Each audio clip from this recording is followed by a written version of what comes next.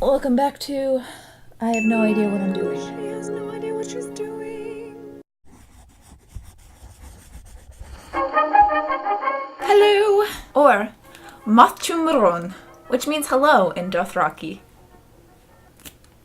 So welcome to episode 2 of But Make It Vintage. Now, in case you didn't see episode 1 where I did Poison Ivy, basically the point of this series is I will take a character from movie, TV, comic books, what have you, and then turn them into vintage style.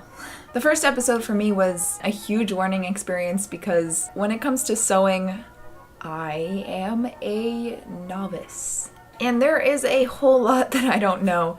So for me to just challenge myself into making something a full outfit was really helpful. And even though I cursed at my sewing machine more than I'd like to admit, I'm willing to do it again.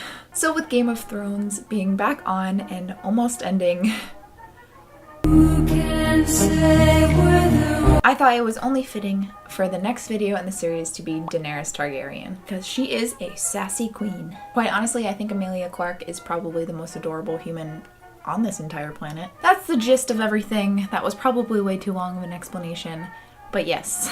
Some of my favorite Daenerys looks are the Dothraki looks. Not that I don't love her gowns and her jackets and coats, but there's something in me that loves the leather and the earth tones and the weathering. You probably know this. So I really want to do something that revolves around that, and I feel like that's pretty recognizable as Dany, especially because we're going to take it and transform it into something that is entirely different. So I think I want to do something where you can recognize the fabrics alone are Daenerys. So unlike the Poison Ivy video, I am going to try to design this myself with the use of a, wait for it, sewing pattern. Many of you may know that I don't really use patterns, mainly because I don't really know how to read them and they are gibberish to me, but I'm gonna try my best. With Poison Ivy, I went for more of a 20s and 30s look because the illustration that I was basing it off of. So I kind of felt some freedom with this one where I could choose the era that I wanted to do. The easiest for me is 1940s because that's what I'm most versed with. And upon looking at the pattern, it doesn't look too crazy, so we're gonna give it a shot. So without further ado, let's get on to the design phase.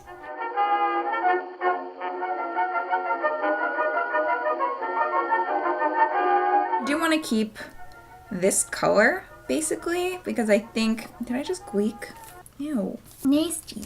I do think some of Dany's recognizable colors in Dothraki are kind of the creams and the earth tones, so I definitely want to keep the base dress similar to this. Now, if you look at one of Daenerys's Dothraki outfits, she has kind of this gold top that almost looks like dragon scales. What I think I want to do is take that pattern and kind of do a leather version for the bodice.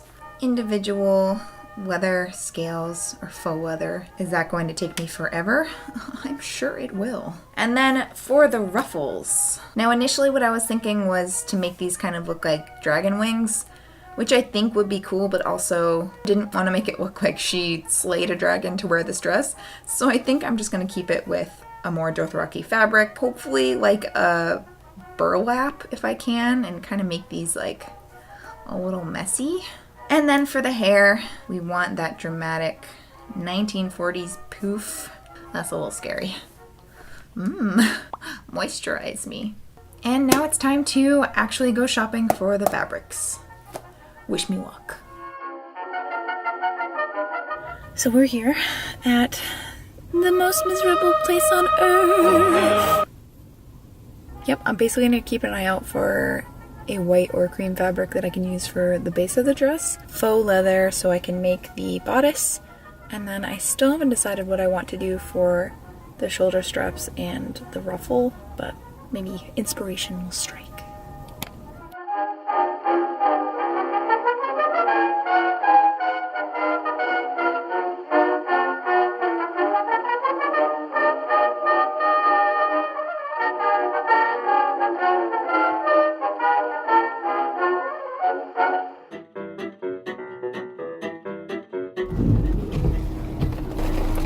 How did it get on the inside?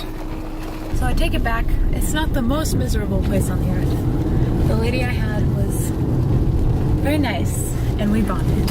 And I was able to use 3 coupons in one purchase to get normal priced items.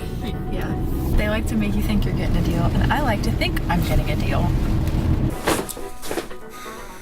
So me, Grandma Targaryen.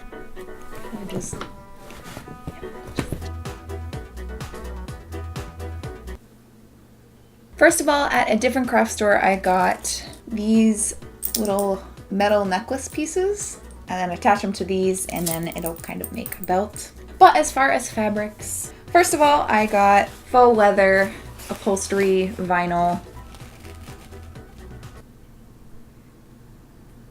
So this is what I'll be using for the bodice. I'll be cutting it up into tiny individual little scales, and then I'll also be using this for the shoulder straps. 4 yards of this linen type material. This reminds me of one of her outfits, pretty much exactly what her bodice is made out of. I can tell right now that this is going to fray like crazy, which in any other project I wouldn't like, but that's exactly what I'm looking for the ruffles. Basically, the messier, the more fraying, the better. Ow! That was really freaking hot. They unburnt my ass.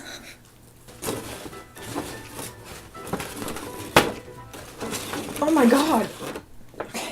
In the pattern illustration, she has kind of a zigzaggy ribbon that accents some of the dress, so I figured I could use this maybe for the bottom of the dress. And then I got a zipper.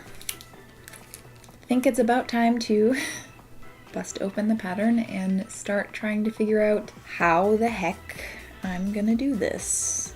Here I go. Am I not doing it?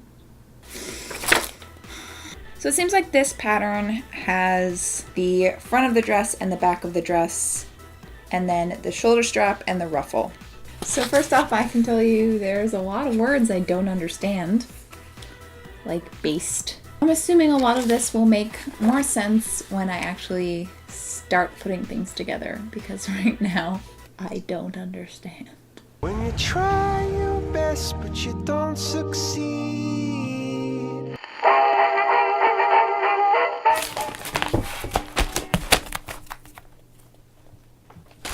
Wow. That's really long. My brain hurts.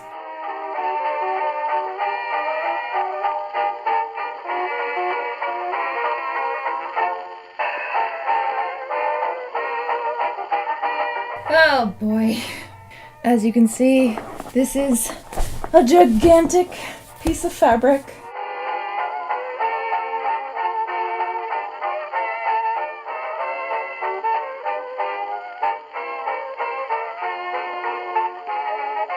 So I have all my pattern pieces cut out. I am watching tutorials whenever I'm getting stuck, which has been really, really helpful. So I think that's going to be it for today. I think I'm just going to read this, watch a few more sewing tutorials on how to cut from patterns and sew from patterns. I feel like there's a lot less that can go wrong when you're using a pattern as opposed to just draping it yourself. Stop rubbing up against the tripod, ma'am. Stop. Stop. Oh, tripod, I will rub face against. Stop. Get you somebody that loves you as much as Binks loves this tripod. I will see you tomorrow.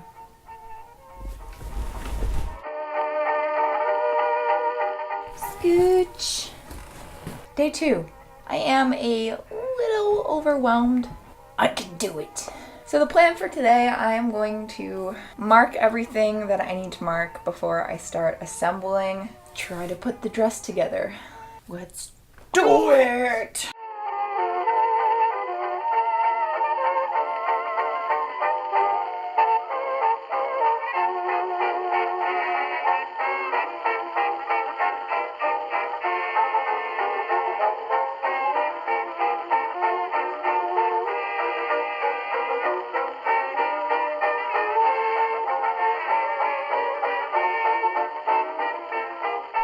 Ta-da!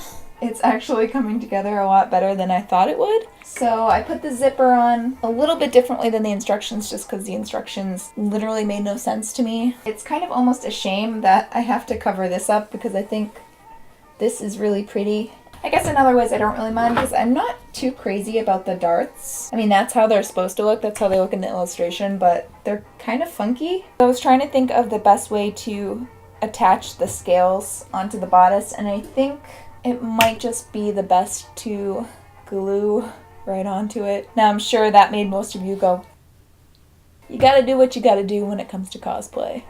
Onwards and upwards. So for the straps, I have vinyl pieces already cut out. And then I also have the ruffle, which is surprisingly humongous.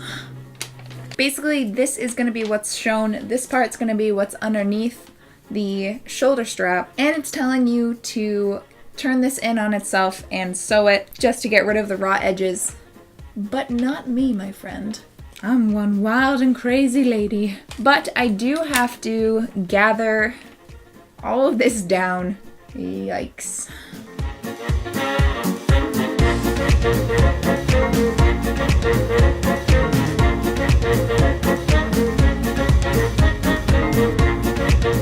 Okay, so what I've done, put their edges together like this, should be able to fold it back on itself and create a little shoulder strap.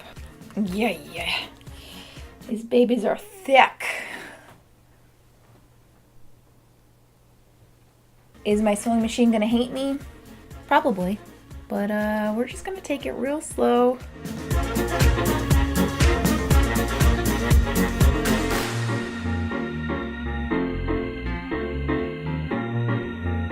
I think that's it for the dress today. I'm gonna pick up the bodice tomorrow, but I am going to curl the wig tonight. So I don't think I will narrate what I'm doing, so I'll tell you what I'm gonna do right now. I'm gonna take the wig, put it on a mannequin head, and then I'm going to take wire mesh rollers, roll the hair up, pin them in place, take a clothes steamer, and go over all of those. As simple as that. I never really know how to end these things, so I guess I'll just get up and leave. So this wig was gifted to me by Trendywigs. Don't worry, I asked their permission to style it the way I did, but I do have a discount code for you guys. Basically what I'm doing here is just giving it a horseshoe cut, which is longer in the back and shorter in the fronts. This is basically what my haircut is today, and it really helps with those swooping vintage waves. I separated what I was going to braid, and then I started rolling it up in those mesh wire rollers. Now I wet the bottoms of the hair. It still was pretty slippery because the wig is synthetic, so I've seen some people use perm paper, which I think I will try next time, just because it was pretty hard to get all the ends to stick together. Yeah, and then you use a clothes steamer and just keep steaming. I also put a shower cap on it just to keep some of that moisture and heat in.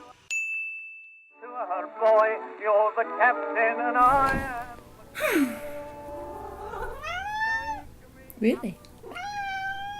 Oh, and then what? So day 3. The plan for today is to cut out about 5 trillion little scales, glue them to the dress.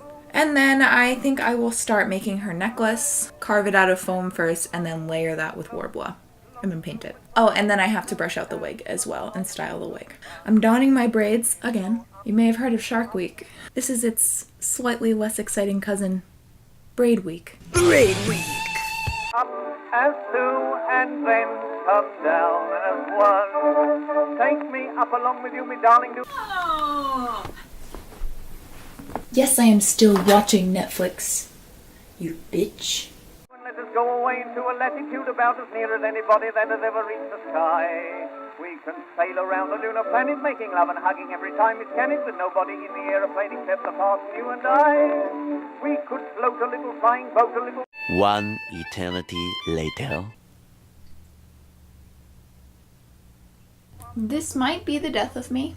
I finally ran out of little pre-cut triangles. So that means I have to cut some more. I don't want to talk about how long this took me. I've gotten about 3 requests from Netflix to know if I'm still watching Parks and Rec. We're about 2/3 of the way there. No, I did not do the back because... F that. I'm so sweaty and tired. Was it worth it? I don't know. I think it'll look cool once it's done, and then I'm going to go over it with a wash of acrylic just to give the scales some depth and hide some of the gaps. I can do it. Their meaning is clear, it's come quickly, dear. Then he answers, oh, please wait for me. Take me up. It's been 84 years. So that took way longer than I thought it was going to. I started at 11 a.m. and it's now 5:30. I do think it looks really, really cool. She is my creation. I must not look upon her with disdain. You're a bitch, but you look good. So very quickly for the necklace, I took 4 pieces of foam, then used contact cement to join 2 pieces together just so I could carve away at it, and then sanded it. So somehow as I was sanding, the shorter claw flew out of my hand, and I'm pretty sure it got transported to another dimension, so I am heating up the Warbler, wrapping around that foam just to give it a metallic look, and then I'm heating it up and using a needle point just for some texture. And then I did some washes with gold spray paint and black paint just until I got a result that I was happy with. Now as far as the wig, I took all the rollers out. The hair was still a little bit wet, so it wasn't taking to brushing really well in the beginning. Basically, I just kept brushing and trying to make the waves go together. I wish I had a better way to describe this, but basically the more you brush, the more the waves want to cling together and form those old Hollywood curls. And I also went in with a smaller comb just to kind of define those even more.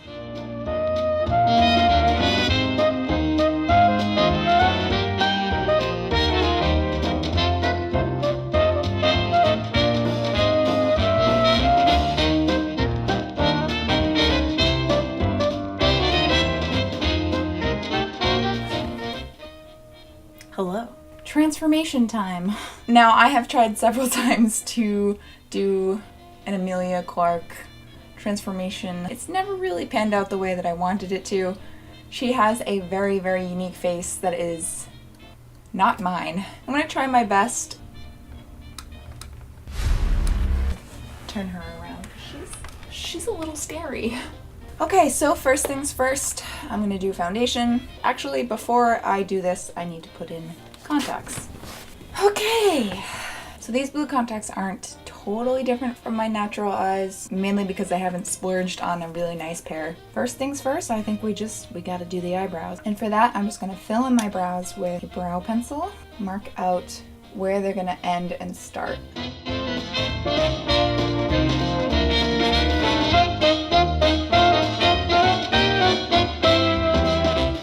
Fluff that out a little so it's not so harsh.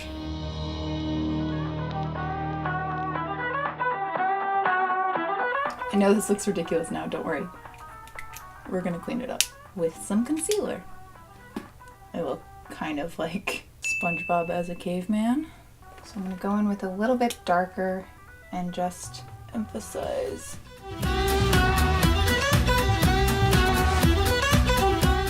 Some big brows. Okay, and then I'm gonna go in with concealer and get rid of anything I don't need, aka my unibrow.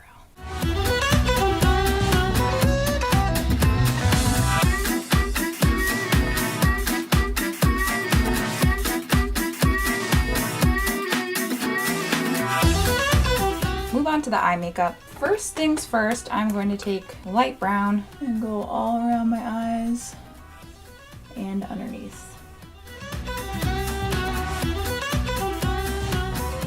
Carry that into the corners here too, just because her eyes are bigger and wider than mine. Normally you wouldn't want to accentuate your under eyelid, but that's exactly what I'm gonna do.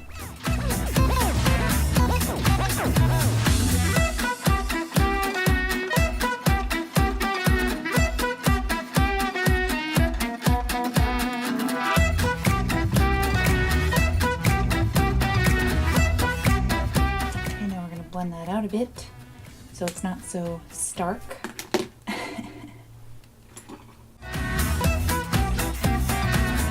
Run a white liner pencil on the lower eyelid to make my eyes again look bigger than they are.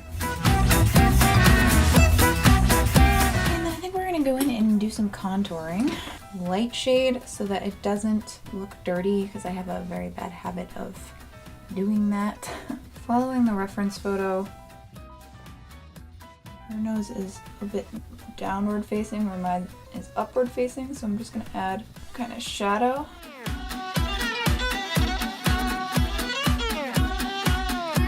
Now, this seems a little silly, but I'm going to darken up right here and here. She quite literally has a line there, so it's a little theatrical, it's a little silly, but I think it'll sell the illusion a little better.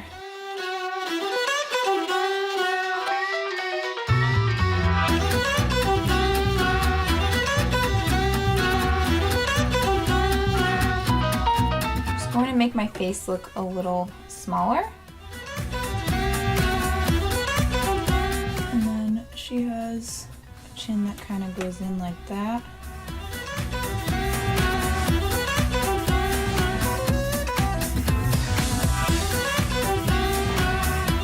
And then I'm going to add a little bit of bronzer.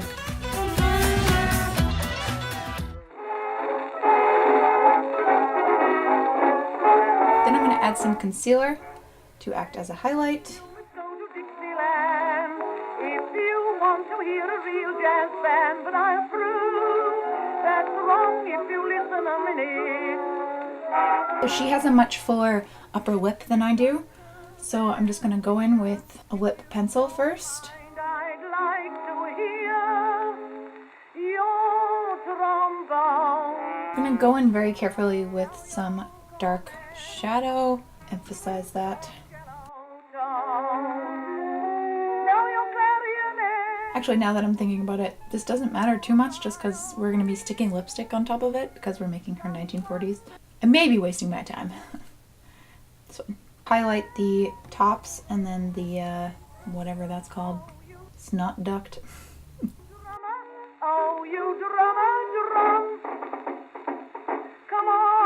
We're just going to go ahead and cover this in red lipstick. So. Now, Mr. Flute. And then I'm just going to add some dark brown lines to make my lips a little longer. Believe me, you've got a jazz band here.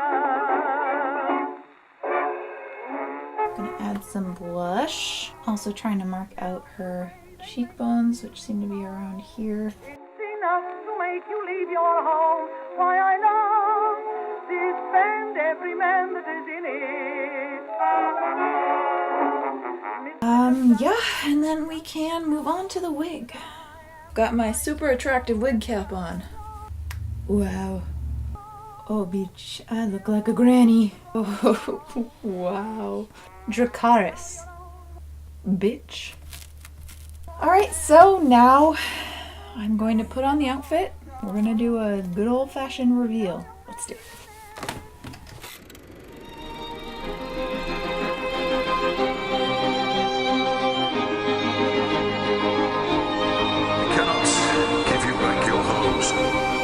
Perhaps I can give you justice.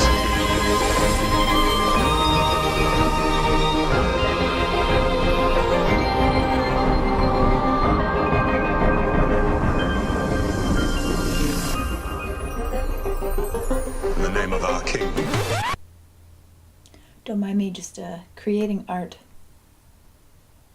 So I figured we'd do like a little wrap-up talk here. Here she is. I am so happy with it. Obviously there are a few things that I could improve upon. For instance, the bodice is not the most flattering, is pretty bulky around the under boob area, and that's because I didn't really make a shape to it. I kind of just glued the scales onto the dress, therefore kind of making a wall of glue. If I want to make a bodice like this, definitely make something where there are breast cups, so you know there's some definition between your waist and your boobage. I should have made this a little higher up. It looks like a weird little banana finger. I wish I had time to do the back of the dress with scales, but honestly I was a little fed up with doing the scales. It took me about 6 hours. So like I said, this is my first time using a pattern. I'm so happy that it actually worked. I hope that you guys liked watching this as much as I liked making it. Hopefully I can make it as succinct as I can because it's over 8 hours of footage. But yeah, I love you guys whether you're new or old to this channel. If you're new here and you feel like sticking around, feel free to subscribe. I upload twice a week, sometimes, and we have fun here. I will see you guys in my next video. Bye! Machumaron. Machumbaron. Oh no. It's a lot more complicated than I thought. And I've literally spent 6 minutes just trying to pronounce this word. Okay. Daenerys Targaryen. Wow. I look like Dorothy. There's no place like Dragonstone. There's no place like Dragonstone. Is there any pen in this house that actually works? I don't think so.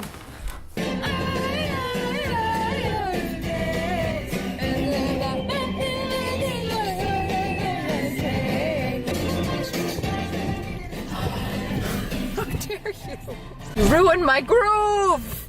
Wait a minute, Mr. Trashman. Bye. What was I saying? I don't remember.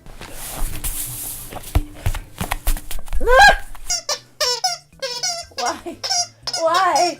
What is B1? Help? I can't be the only one who turns into Spider-Man during this process.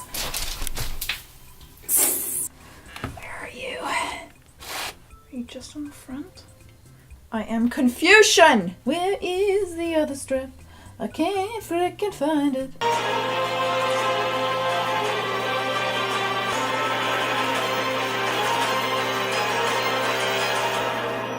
Bend the knee. Bend the knee! Bend the knee! Hi, nice to meet you. I'm Daenerys Stormborn of the House Targaryen, first of her name, the Unburnt, Queen of the Andals and the First Men, Khaleesi of the Great Grass Sea, Breaker of Chains, and Mother of Dragons. Say my name, say my name. I got like 15 titles. Jon Snow. You stood in the presence of Daenerys Stormborn of House Targaryen, the last Targaryen, rightful heir to the Iron rightful Queen of the Andals and First Men.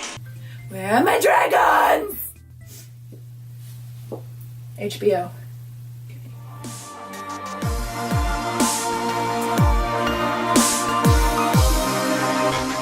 Perhaps I can give him justice.